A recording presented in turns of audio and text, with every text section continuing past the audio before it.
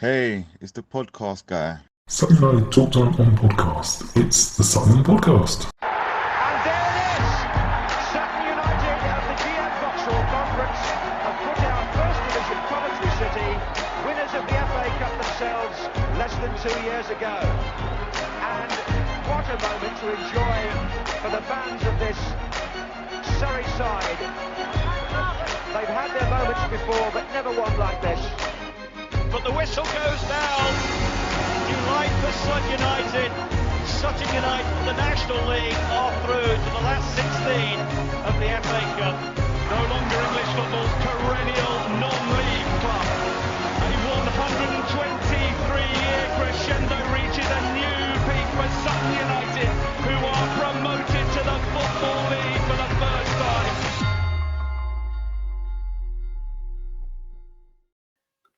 Hello and welcome to another episode of Sutton United Talk Time on Podcast. It's your Sutton Podcast in association with Lucky Star Gin. I'm your host Mike, and joining me today to finish off our pre-season, since his pre-season has just finished, is the Gaffer Steve. Hello Steve, how are you? Good, Mike. You? Yeah, very well, thank you. I think I've probably had a bit more of a restful summer than you had. Did you get a chance to get away anywhere or too busy? No. Of course, you're always working, which is just life. I think everyone's always working. But yeah, got away, had a holiday. Just meant when I woke up, I always woke up to loads of things that I had to do because it was on a different time zone. So no, look, it's great. There was work that needed to be done. I had a goal to get as much of it done by the time we come back for pre-season started, which we managed. And then it's just been a case of adding little bits as and when they come up. And yeah, really pleased with how the break went. And the more frustrating side was the outgoings rather than the ingoings, really. So yeah, glad we got to a clean slate eventually. Perfect. Well, some of that we'll come on to. Firstly, we're going to very briefly, like a band-aid, talk about last season, and we're going to rip it off very quickly. You were very open and, in my opinion, very harsh on your reflections. As you sort of said afterwards, you failed. Have you had a chance to think about it more, and can you see the positives of what happened, or do you still sort of look back and go, yeah, I had a job to do and I didn't do it? Yeah, exactly that. It's I was brought in to do a number of jobs, and on the whole, we did a lot of them, and we're still doing those jobs now. But the reality is, as a person, my goal was to keep the team in the league, and I really thought up until the end that we had a chance. Obviously, that got tougher and tougher, and going into the MK game, you just wanted to perform well for the fans that were turning up, and if the miracle happened, to be a part of it. Crawley game, not seeing that game off, things like that kind of started to make you think it's going to be a tough ask. Obviously, with Colchester having the games in hand, obviously missing the penalty against Colchester, the whole thing would have been different. But yeah, look, ultimately, just being honest on how I felt. I had a job to do, I didn't do it. I did lots of other jobs. But yeah, it would have been great sitting here now saying that we were going to have a proper go at League Two in the way that I wanted to do it. But it's obviously that didn't transpire, and obviously now we reflect. We have rectified a lot of wrongs from last year in terms of how we do things, and yeah, things we had to deal with that were just distractions. And yeah, as I said, we've got an amazing new pitch. We've got a new training facility, which we've done more in the community in this last 4 weeks than we've done the whole time I was there last year. So yeah, we're in a much better place, and it's really good to be a part of. So when you look back, were there any, you did mention there were decisions that you had wished you'd made earlier, but were there any personal decisions that you made that stand out as tough lessons learned, or that you can look back on as a sort of bit of pride, saying actually that was a good one as well, even though the outcome wasn't the greatest? There's just a couple of gut moments when you should have gone with your gut and you didn't. But obviously it was all new. You listen to people, you take people's advice. Sometimes it was good advice, sometimes it wasn't. And yeah, look, I'm pleased with how close we got and how well we, in that period that we was in, we was a fully fledged middle of the table team, with a team that was arguably, which was bottom of the table when we took over. So we did make huge strides, just didn't make them quick enough. Those first 10 games, I think it's been spoken about, but they said, Doncaster, we win that game, maybe we go on a run. Instead, it was the catalyst for them to have a great end to the season. So, yeah, it's all things that we can't do nothing about now. And, yeah, we move on. And, yeah, it's nice to start on an even kill. Was one of the ones you look back on pride on, the taking Josh off after 30 odd minutes of the MK Dons match? I've spoken to him, and it was to us up in the sky. We were like, "Hang on a minute, he's just had a great shot. He's had a great run. He's playing well." And then Steve comes on and scored 2 and assisted 1. I think, I can't remember. Yeah, it was an interesting one because obviously we decided to make the sub, and then he did go through and nearly scored, and it was like, would have maybe changed that sub. As I said, it could have been him. It could have been Ollie Sanderson. It was going to be one of them. I felt Ollie gave us more of a goal threat, and yeah, it changed the complexion of the game. It's just something you do in a game. It could have gone wrong and backfired, and everyone would have been saying, "Why'd you take players off after 30 minutes?" It is what it is, and it's not. Till you've said it, it's not a moment I've even thought about since. Oh, right, fair enough. Josh did look at me a bit bizarre with the question as well. I was like, "Oh, all right, maybe you football people are a bit odd." I mean, it's different. Sorry, not odd. So you mentioned those 10 games at the start, and I know you and the backroom team are very much of focusing on the mental aspect as well as the coaching side. How tricky and difficult was it to keep giving the same message of believe in yourself, come on, believe in yourself, and not seeing it come on the pitch? And you're sort of saying it every week. How difficult was it in yourself with the message as well? Oh no, it was really easy because we had the data to back up what we were saying. It was facts. The numbers were there. The technical reports that we were doing, the physical reports, they were all there. They were all showing exactly what we thought we could see. It was just, there is that little bit of luck in football, and we was just trying to get it. That little bit of extra quality at times. So no, that was really easy. We had a clear focus, and we had a clear way of how we wanted to do things. And the numbers and the information that we got backed up everything that we were saying. So it was really easy to say, yes, I know we've drawn or we've lost, but look at this. You keep performing like this, you will get results. And ultimately, we did. But again, maybe 2 games too late. And you've mentioned 2 of the games that I've mentioned as well, but is there any particular games that you wake up in a bit of a sweat saying, oh my God, if only we had done that? I mean, it was a case of 2 penalties in a couple of games, the Doncaster one against us and then the Colchester one as well. But is there any other games you wake up? No, it's nothing. I don't. I said, we spoke about last year far too much already. We don't need to worry about it now.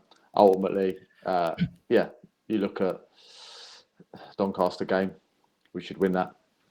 Colchester game, there's a few games early on where, like the Wrexham game, we should have had a penalty, and it changes the complete complexion of the game, and then they go and get another goal. So you look at that Wrexham game, we were dominant for the game.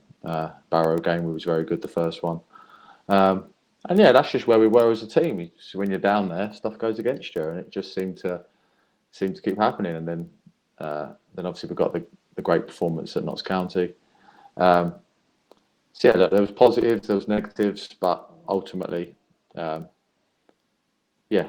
moments where you can just pick 2 wins, and all of a sudden we're safe.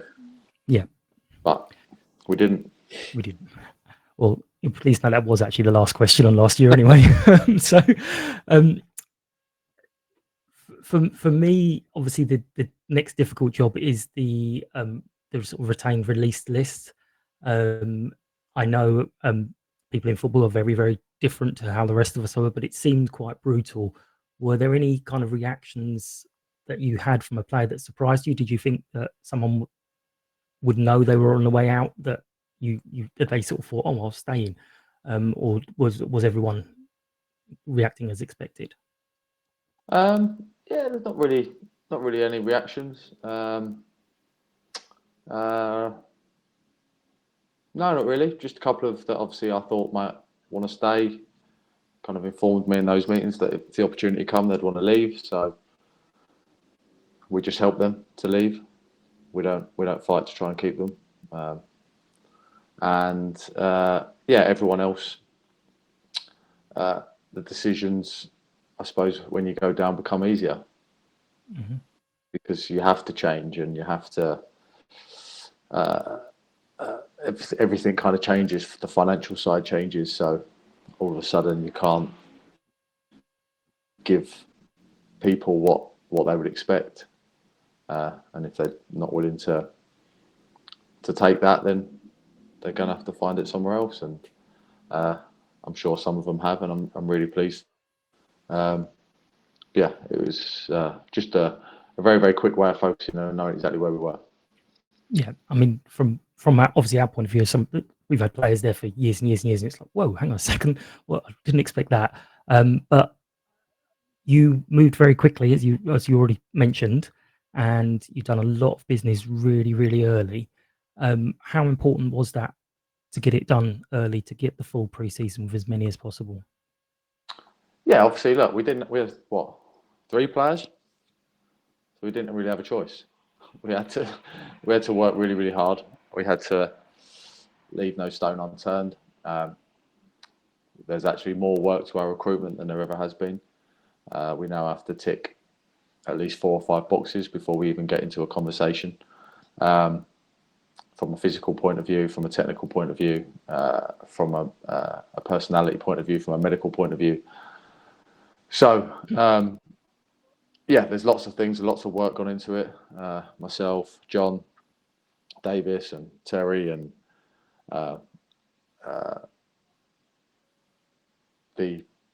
everyone involved in their specific role had a part to play, and to make sure that person we're getting can do the things we want them to do. And that made it a longer process, because it wasn't just, oh, I know him, let's go and sign him. Yeah. Or, oh, he's played before and he's done this, so we'll take him. It was, you have to tick a certain amount of boxes. And look, we had to move fast, and we're so aligned here now from the top to the bottom that there's a lot of trust, and everyone knows, and there's constant communication, and we're always updating each other, and it made it an easy way to work. And I'm really proud of how that's gone, and the group of players we've put together now. I really enjoy seeing every day. I really enjoy being with, and it's shown so far that the work that we put in as a group of staff and ownership was worth it. Is one of the criteria young players, or is that just it so happened to be young available players on the list? No. It was, we wanted a progressive squad with players either on their way up, or if they're stepping down, it's because they're ready to go again and they want to go again.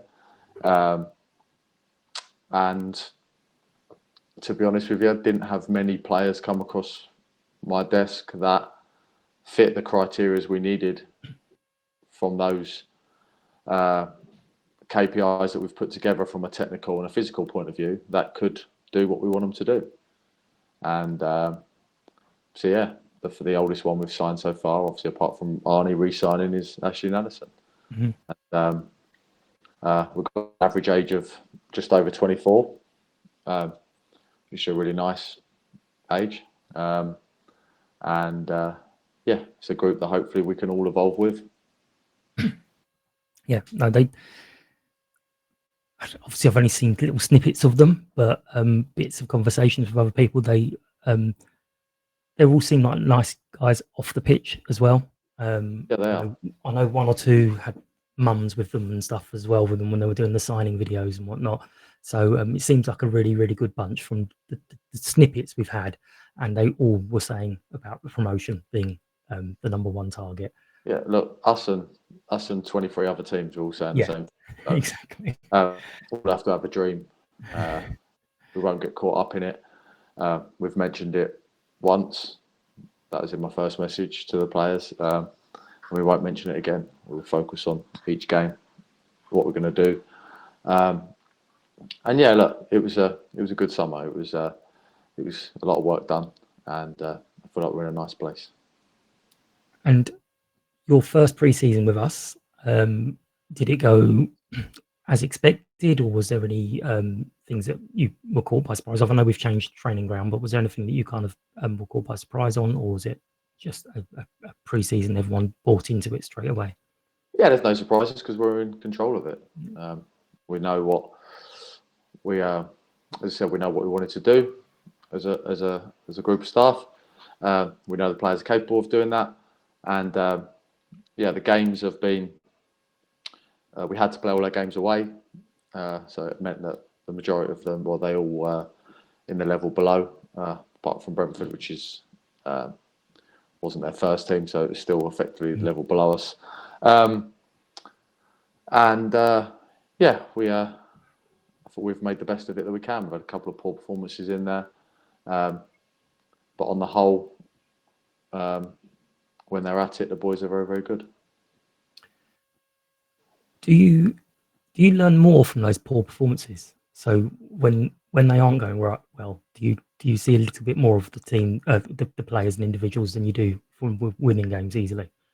No, not really. You learn more when you're winning. You see what they can do, and you just use it as a tool to say, this is what happens when you do it right. This is what happens when you do it wrong. And they know. Farnborough, we'll give them the Farnborough one. We had an 18-year-old goalie, 16-year-old left back, 18-year-old centre half, trialist right back, 20-year-old and a 20-year-old in midfield. Like we give them. I'll give them that. It was a frustrating day, but it was only on reflection of that you're like, actually, yeah, I got the teams wrong. I should have mixed it up a little bit more. But then the Dartford one, there was no excuses for that. But then you go and put a performance on like that the week after against Welling, and it reminds you that they are allowed an off day. Exactly. If they didn't have off days, they wouldn't be playing in the division that they're playing in. You mentioned in one of your videos you've got a couple of favourites. No, I got asked if I had a favourite. That day, Sidhu was my favourite because I was trying to demand more from him. So he was my favourite that day. But no, I said I love them all. They're a good bunch, and they all want to win, so it's nice. But who, from you've been around football for all your life, really. So who do you think is going to be that fan favourite? Who are the fans going to kind of go, ooh? This isn't you picking a favourite. I'm going to make it very, very clear. It's normally the person who puts the ball in the back of the net the most, isn't it? Yeah, I feel a lot of looking at Dylan running very fast at defenders. Yeah, well, if he keeps running, if he runs fast and puts it off the pitch, no one cares. So we need to be. Fair enough. Yeah, look, that's the fans decide normally who engages with them the most or something like that. It is what it is. But no. I think you'll enjoy watching the players, and when they're on it, they're very good to watch. Excellent. And are we kind of where you expect us to be, where you want us to be, or are we kind of slightly ahead of the curve or behind the curve? I'll let you know. I'll let you know about 5:10 on Saturday. As I said, last game was very good. It was a very positive performance. So yeah, we're in a good place. Touch wood, got no injuries. Everyone's fit. And yeah, still room to add a body if we need, which I'd like to do. So yeah, we're in a good place. Excellent. And do you, obviously, as you said, everyone's objective is promotion. Do you have any shorter term objectives? Is there anything you want from the first sort of 5-6 games, or is it just building for the whole season? You're constantly building, constantly progressing. Obviously, what would I like in the first month? To get through the 6 games that we've got very, very quickly in the best possible shape we can be. And I think you always win your home games, pick up points away.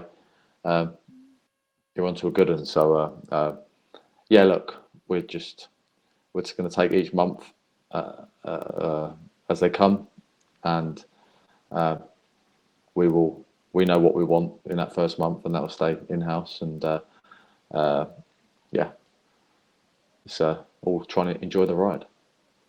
Well, yeah, this is what I've been saying. I know, obviously, targets promotion and all the rest of it. I'm just like, I'd like to go to matches with expectations of a result rather than here we go again.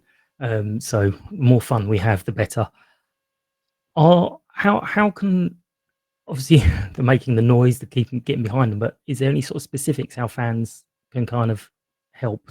Will the players need a bit of time to bed in, or what can we do to kind of help this side? Just make them feel comfortable, make them feel happy. A happy footballer normally performs, or any person performs better when they're happy. So yeah, look, I think when everyone turns up for that first game against Altrincham at home, sees the surface, sees the bits that have been added around the ground to make it better, then it should give everyone that lift and feel good factor. And it's down to, we're going to try and create noise. We want music to be playing when we come out. We want everyone to be engaged. We don't want any moaning that they don't like the song that's being played or stuff like that. It's not for you. It's for the players to get in the best frame of mind possible, to get them up, get them ready to start the game hard and fast. And yeah, as I said, just, I know you'll support the boys because you did last year even when it was going wrong. So that's never going to be questioned. But yeah, new group. Let's try and make it a nice place for our players and not a nice place for other teams to come. That's interesting about the music thing, because you're dead right. People will hear it and go, "Oh God, what's this rubbish?" And never even thought that idea of, it's not for us, it's for you guys coming out onto the pitch. So that's very interesting. I'm presuming there's been some kind of training to deal with this sensitively, because were you aware, or how much were you told about the fact that the curver has now gone to the away fans, and that's been my spot for such a long time that they all knew there was going to be some sulking about it? But how much were you told or aware, or had any input to the change of the layout? I'm not going to blame you, don't worry. No, I didn't know. I didn't know anything about it. It's not. If I'm getting involved in those things, then there is a worry. But yeah, no, look, I didn't know anything about it. And obviously, there's obviously, I think they were trialing a few things last year. I know. The only one thing I said I never wanted to happen again was that the fans, I think it was Harrogate, where their fans were literally behind the dugout on top of the dressing room. Mm-hmm. So when we lost the game, you just kept hearing them for the next hour. But yeah, look, I think there's a plan in place, and let's hope it works. Yeah, because the older way in now, we've got for our fans, and I know a lot of the young ones are already putting flags and stuff up to make it a bit more of an atmosphere, and obviously the noise they make will stay under the roof, so hopefully it'll make a lot more noise than just going out into the open air. Yeah, fingers crossed. So there were a couple of questions sent in. Is it better from your perspective as a manager to be one of the favourites, like say last season, like Stockport, near the top all season, or is it better to be an unknown quantity, a bit like Crawley were, where everyone was expecting to have a rough season? Or does it not matter? I don't think it really matters. I think ultimately if you're one of the favourites, it's because you're respected, which is nice. People see what you've done, and there's an expectation. I think it's not really a worry either way. I think for people, it's I suppose it gives you more of a stick to be hit with if you're not doing that well and you're a favourite, because everyone starts saying, well, they haven't achieved, etc., etc. But yeah, look, we know where we are. Come down from League Two, so there's going to be an automatic tag. I think people forget the fact that we only got 2 players left from when I was there, so it's not the same team or group of players. It's completely different. So now we're a mixture. We're a mixture of League Two, League One, National League, and National League South. So we could be an unknown quantity as well, all at the same time. Absolutely.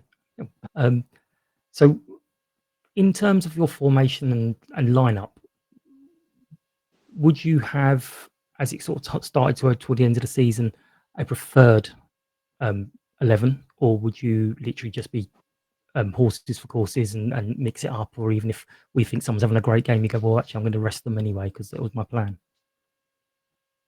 Look, I'm always like that. I'd change the team because there's no point in having information if we're not going to use it. So we know when the team drops off from a physical point of view. We know when individuals drop off. So we make changes as and when we need to. Not you could be having the best game ever and your level starts to drop, and that means we need to replace you with someone to raise that level again, because that's how we win the game.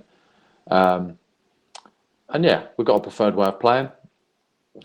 Sometimes injuries, etc., dictate if you can stick to that way. A preferred 11. Haven't got a preferred 11. We've obviously got the team that I feel and the staff feel are performing best, and at that time, that's the best 11. So, and obviously going into certain games, you need certain things as well. So, look, it's what you want to be is you're only as good as your worst player. So, I feel like I'm in a nice place in terms of I feel like I'd start any one of the group. So, it's always a good place to be. Yeah, I actually did one for another podcast earlier, and they said, "Oh, and who do you think is going to be in your starting 11?" I don't know. I couldn't tell you at this moment in time, I'm afraid. So it wasn't me just dodging the question. I was like, I genuinely could put all of them in, to be honest with you. Will we be having a season of concentrating on the league, or do you fancy some sort of a bit of an FA Trophy run or an FA Cup run, or just as it comes? Just as it comes. I mean, you want to win. You want to win all your games. We've got that cup competition with the Premier League teams as well. So that'll be good. Look, we're just trying to attack every game, and it'd be great to have an FA Cup run as well, wouldn't it? You've mentioned the pitch today and previously, and I think you said it's the best pitch in non-league and outside the Premier League. I think you said. What will the impact of that be? How will that benefit us? People enjoy coming to play at home. I enjoyed going away more than I did at home in terms of the pitch that we were playing on. Look, it'd just be take that excuse away of, oh yeah, but the pitch is terrible at home. It just takes that away. And I can only go by off my short time there, because the pitch deteriorated very, very quickly, didn't it? Yeah. So, look, it's great. You turn up, we're based at the ground every day, and you turn out and you always go, even though it hasn't changed from the day before, you always still go out and have a look. And you go, oh, that is nice, and then go back in again. Yeah, I was there the other day and I went really close to the line. I didn't step over the line, but I went really, really close going, oh, I just want to lay on it. Just lay down. It looks absolutely amazing. No, it does. We've moved back into the borough for training with a new facility. How important is that to you and the players to be in the borough, and what will it mean for the community work and stuff that we do? Yeah, it'll be loads. Loads for the community. The players, it's just nice to have a home.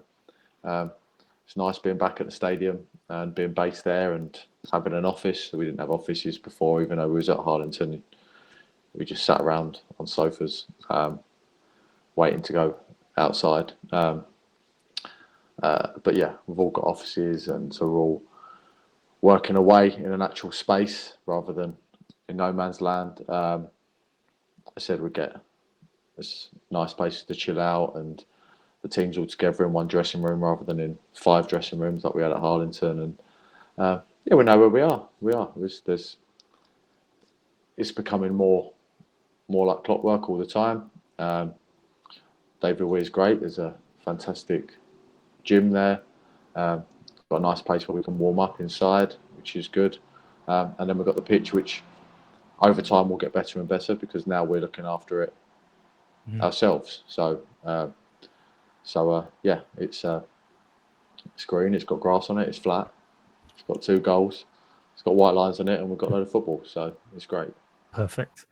And the community side, obviously, we had players at Harlington then having, if they're doing stuff in the around the borough, they'd have to travel all the way back over here from whatever an hour, 90 minutes. Will that give them more scope to go and do other things? Yeah, well, it already has done. As I said, there's a post went up today which showed the lads going last week to one of the soccer schools at Aberdare. I think that's happening again tomorrow morning. And then obviously there's the open day tomorrow afternoon. So already there's so much more going on. And as I said, David Weir's a public place as well. So as long as you're a member, there's people sit there and watch us train every day. So Okay. yeah, is what it is. And that would, I mean, that's not going to affect, like, we're going to have people that's rocking up to watch us training. I'll watch us train. It's not a problem. Okay, fair enough. I haven't got any secrets. That's good. We're just playing football. So, with it being kind of when you came in last season, you were kind of parachuted in, and you're immediately in a stressful environment. Are you, obviously football stressful anyway, but are you a bit more sort of relaxed, chilled? You feel like you've achieved a lot more that you wanted to do? Things are working in the way that you wanted them to work, or is there still a lot of the professionalism to do? I think, look, when you first come into a job, obviously you spend more of your time trying to work out what you kind of need to do, as well as trying to get results, etc. Have we got a better way of working now? Yeah, we've got half the amount of staff we had previously, so that means everything's more streamlined. We've got a smaller amount of players. I walked through the door, I think there was 31 or 32 players last year, which is just impossible to work with. We've now got a group of 18, 20 outfield players, and then the goalies on top of that, which is a lovely number, and it gives us the ability to bring academy players up to train, because we like to work with 20 players every day, so it gives us the ability to do that. If we've got a couple of knocks, it's no problem. Get a couple of the young lads to come up. That's the other benefit of being local, because you can do it really, really quickly. Yeah, so everyone's kind of, it's a nice cog turning. Everyone's kind of, there's still things that have got to happen behind the scenes, which I know Gary and Ben are fully on top of. So, as I said, then it just comes down in alignment to Terry and to myself, and yeah, everyone's working for the same cause, and I think that's really important. Yeah, all on the same page as we need for success. How's kind of the especially you living quite far away, relationship with the fans? Has there been any kind of feedback, any kind of things you're looking forward to? I know there's the open day happening on tomorrow, Thursday. But has there been any interesting feedback from fans or any interactions, or is it? No, I haven't seen any. To be honest, where we've just been working. We just said you see the people at the ground when you see them. Yeah, it's obviously the open day will be good tomorrow. It's nice to give back. yeah, game days. I think you get the biggest interaction on game days, and see if we're doing well. And everyone's far more interactive, aren't they? So yeah, it's when you walk through in the bar and everyone's like, "No, not going to talk to you." It's when you know you're in trouble. What you may not have had a chance to think about any of this at all, but what are your sort of long-term visions at Sutton? Sutton is one of those clubs where you can generally think more long-term than what's around the corner in the next 3 months. What do you see yourself building something over the next 5-10 years? Look, the whole football club's in that mindset. We're looking to build month on month, week on week, year on year, whatever that might be. We're just looking to get ourselves into a really good working order and a good relationships with the teams around us. Bring academy players through, give you guys something to really enjoy watching on the pitch, and hopefully success comes with that. And if we can sustain that level of performance, with everything being calm and relaxed on the outside, and then I think we'll be in a good place. And ultimately, we want to be an EFL team again, don't we? So I think that's the plan, and we want to get there. We want to stay there. Absolutely. If we get promoted this year and next year, we stay on the 5-year plan of going up a division every 5 years or so. So no pressure. no pressure at all, Steve. For sure. So finally, what message would you like to give to fans as the season sort of approaches? My little soundbite to put out all over the social media. What is it you'd like to say directly to the Sutton fans? Just get ready. Just get ready to rock and roll. Like it's business time. All of a sudden, it's just got serious. So it's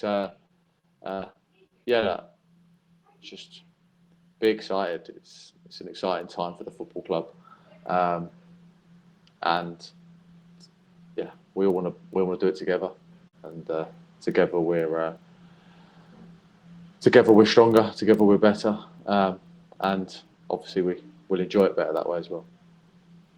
I think the dog added to the message saying, "Make some noise. Just make some noise, guys." Yeah, I'll bring her down if you want. She'll make some noise. Doesn't like people or dogs, so I'll just bring her down. Yeah, I'll look after her. The German Shepherd. That's what they like. Yeah, I'll look after her. Don't like neighbours dogs. That's amazing. The neighbour's just turned up. She sees the neighbour every single day, 3 times a day, and she still goes mental. My one is literally asleep a foot away from me. She doesn't move for anything now. So, Steve, thank you so much for your time. I'll let you get back to it, and best of luck for the whole season. And I look forward to chatting another time. Thank you very, very much. No problem. Thanks for having me. Thank you. Bye-bye. Silly me, completely forgot to do the sign off. As you can probably tell, with it just being me now, that wraps up this episode of Sutton Podcast. I would like to thank our sponsors, Lucky Star Gin. Great thanks to Steve for giving up his time. Thank you for listening and giving your ear attention and feedback. Let us know what you thought of it. Tag us on the socials at Sutton Podcast and share it. Let everyone know. We are back on Sunday, unless I get the go-ahead to release another one. But we are back on Sunday with Mark Bravery and Dan Taylor to talk about the Tamworth match. So take care, and we will see you soon. Bye-bye. United! United! United! United! United! United!